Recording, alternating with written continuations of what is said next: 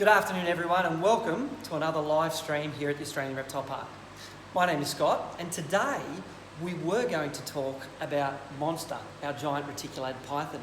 Now we will talk a little bit about her, but we were going to take her out for a walk. We were going to put her out on the grass and in the sun, which she really enjoys. However, she had other ideas. Now she's going through a process that we call skin sloughing, or shedding her skin at the moment, and there's a time during that period where they feel very vulnerable and their skin is quite soft and easily damaged, and so she's doing that right now, and we're actually not going to move her.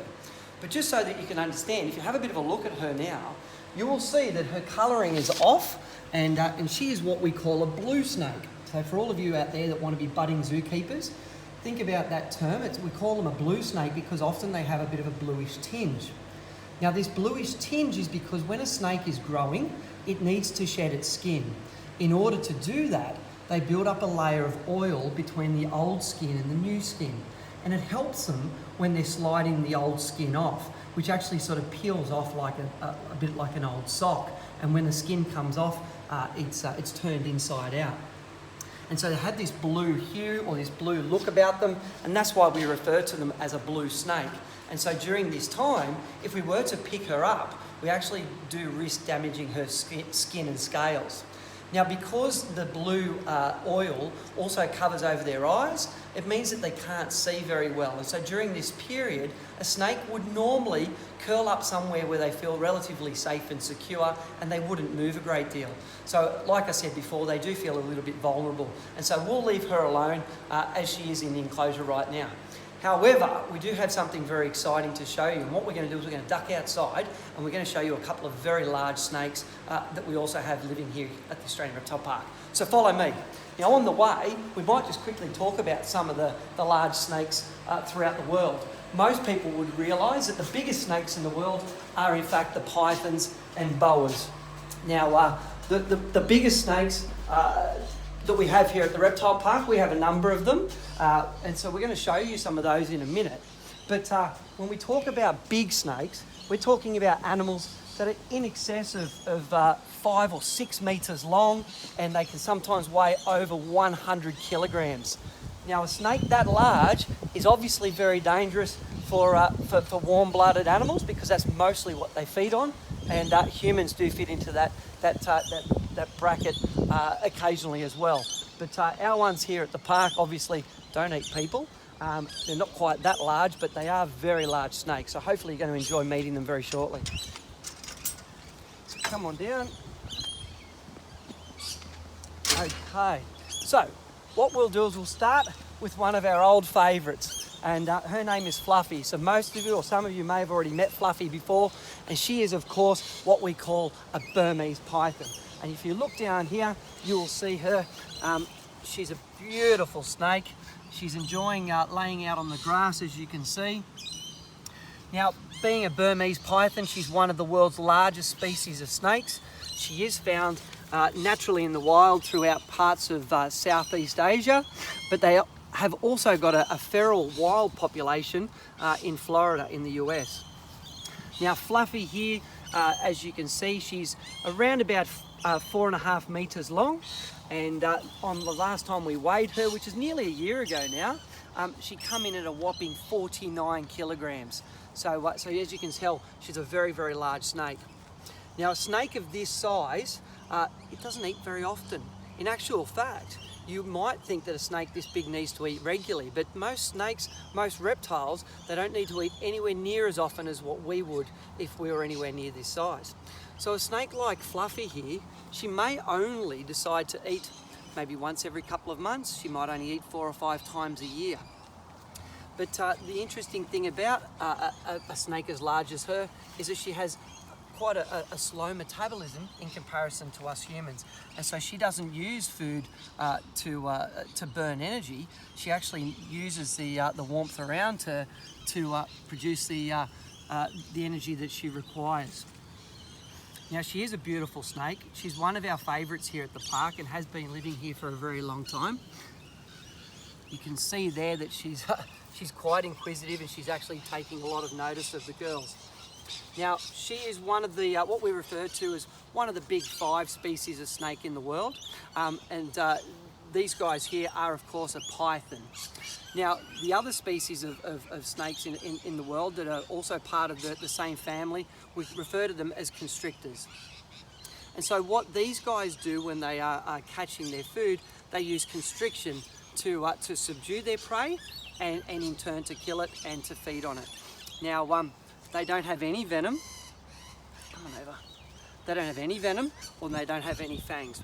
But what they do have is lots and lots of very sharp teeth. Now, a snake the size of Fluffy here, she probably has somewhere between 60 and 70 very large teeth. They're recurved. So when she decides that it is time to feed, she would normally set herself up in an ambush position and she would wait for food to come along. Now, when it does come along, what she will do is she will obviously strike out at that animal and she grabs hold of it. Now, what's really interesting, as I said before, those recurved teeth are able to grab hold of the prey, and once she's got hold of it, then she throws a couple of very quick coils around that animal and holds on. As you can imagine, when you're an animal that doesn't have arms or legs, you've had to evolve to be able to hold on to your prey. Now, the other problem that you have when you don't have any arms or legs is how do you actually swallow your food? You're not able to rip it up. You're not able to tear it up. So snakes have evolved to be able to swallow their food whole. And it's one of the most amazing things you'll ever see a snake do. What they generally do, oh, she's a big girl. Once they've got hold of the prey item in those jaws and they've wrapped a few coils around it, they squeeze and they constrict that food item until it suffocates. Now, it actually happens very, very quickly. Generally speaking, if you're grabbed by a very large snake like this and you're the prey item, the first thing you're probably going to do is you're going to squeal, and therefore you would empty your lungs, and so the process of suffocation is very, very quick. Now, once she's suffocated you, she then has to eat you. So snakes have developed this amazing technique whereby they have the ability to open up their mouth very, very wide.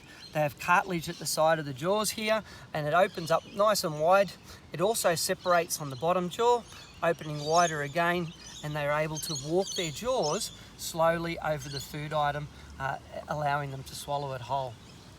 Now, a lot of very large snakes can swallow food somewhere up to 6 or 7 times the size of their own head. So you can imagine Fluffy here, she's got quite a large head.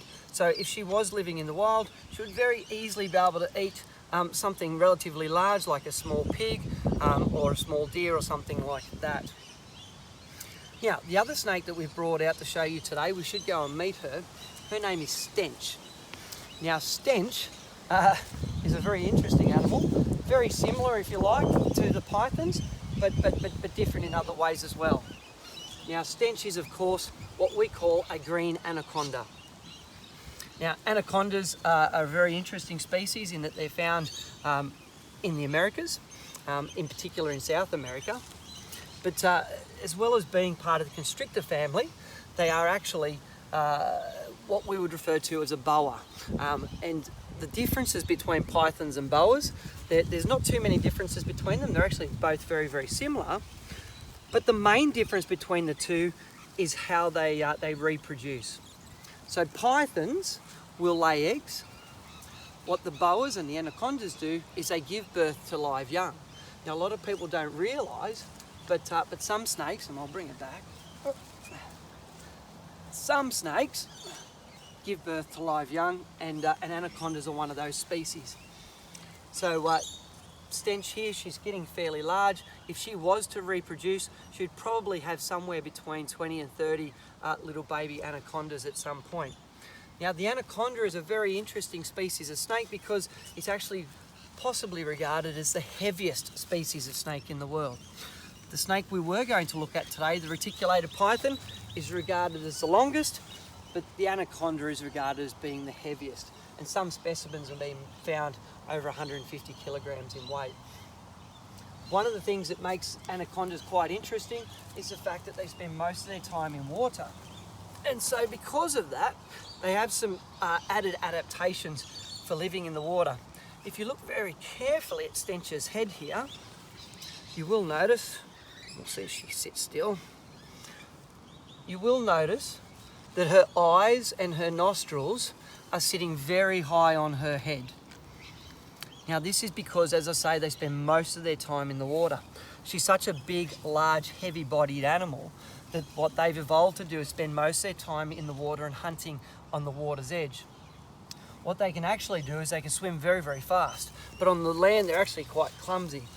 And then when they are deciding to obviously hunt and find their prey, what they can do, a little bit like a crocodile would do, with these eyes and nostrils that are high on their head, they can actually cruise up to the water's edge with just those areas exposed and the rest of the body being underwater. As you can see, she's pretty keen to keep moving today. Alrighty, and as I say, she can keep those areas up and exposed while she's out on the hunt. These guys, as I say, get very large, and in fact sometimes they've been known to take down and swallow things as large as small caiman, which is a type of crocodile that's found in South America. But obviously Stench hasn't eaten any caimans.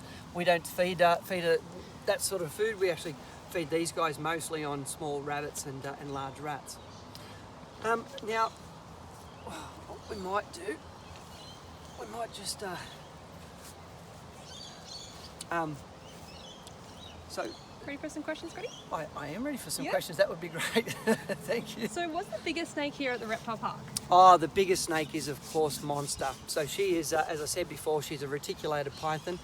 We weighed her last July, so it's nearly a year ago now. And at that time, she came in at around about 5.5 metres long, and she weighed 62 kilograms. So she's by far our biggest snake here at the reptile park. How do you weigh these massive snakes? Oh, good question. So what we do with the big snakes is that we actually set up a whole range of staff on kitchen scales, and what we're able to do is have 5 or 6 staff on kitchen scales all at the same time, and from there we obviously get a gross number which we take all of our weights from, and that's how we work out how to weigh these large snakes. How long does it take for snakes this big to shed their skin?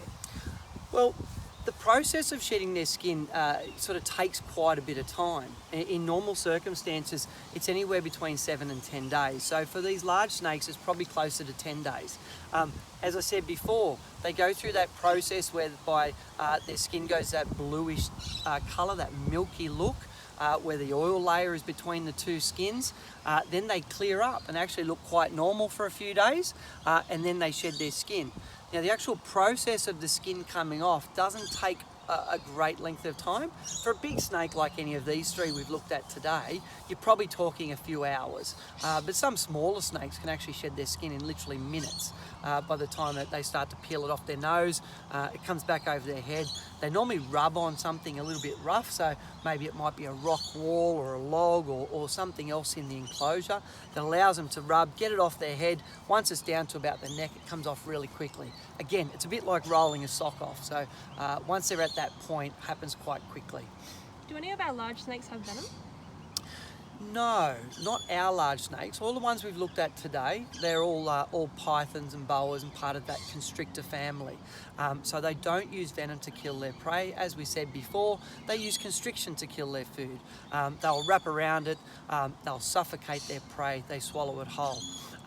There are some very large snakes here that do have venom. We haven't looked at them today, but on other days I know that the guys have looked at our king cobra, and he's the longest venomous snake in the world, getting to lengths over 4 metres long. So that's as long as Fluffy. Do snakes hibernate in winter? Well, here in Australia they don't. They go into what we call a torpor, and so what happens is when the weather is cold and cooler like it is now, they become very inactive. They will find somewhere where they feel secure, a little bit insulated, and they'll spend most of their time there. But even in the middle of winter here in Australia, if the sun comes out, the snakes will regularly come out and sunbake, warm themselves up. During that period of torpor though, or inactivity if you like, they don't feed. What they will do is they will still move around, but very close to wherever they're living in terms of their hole or their hideout, and they won't go far from there, just far enough to get some warmth and go back in. There's no feeding or anything like that. How big would these snakes have been when they hatched? Well, All of them would be slightly different, but somewhere around about 60 centimetres long for Fluffy. Remembering that Stench is an anaconda, so they're live bearers. So when she was born, she would have also been somewhere around about that 60 to 70 centimetre mark. The interesting thing about the anacondas is when they're born, the little babies come out and they're covered in, or they're in like a clear soft shell, if you like, but it's basically they're in like a little sack which they poke straight out of and take off when they're done. Like all snakes, the babies and the juveniles of these species, they're not cared for by mum. They're ready to go the day that they're born or that they're hatched. They're full and complete in every way, and they look after themselves. Are there any Australian snake species that get as large as these guys? The largest snake species in Australia is the amethystine or scrub python in northern Queensland. The longest specimens of those have been found around about 5 to 6 metres long. So they're nearly as long, but they're nowhere near as thickly built or as heavy bodied as the snakes we've looked at today. These giant pythons and anaconda we've looked at today, they get very large, very thick. The Australian species, the scrub python, he's quite long, but he's certainly not very thick and doesn't get anywhere near as heavy as these guys. We're talking some of these large pythons that we brought out today, over 100 kilograms. A big scrub python would be very lucky to be, much more than 15 or 20. All right, Scotty, one last question. How many snakes do we have here at the Australian Reptile Park?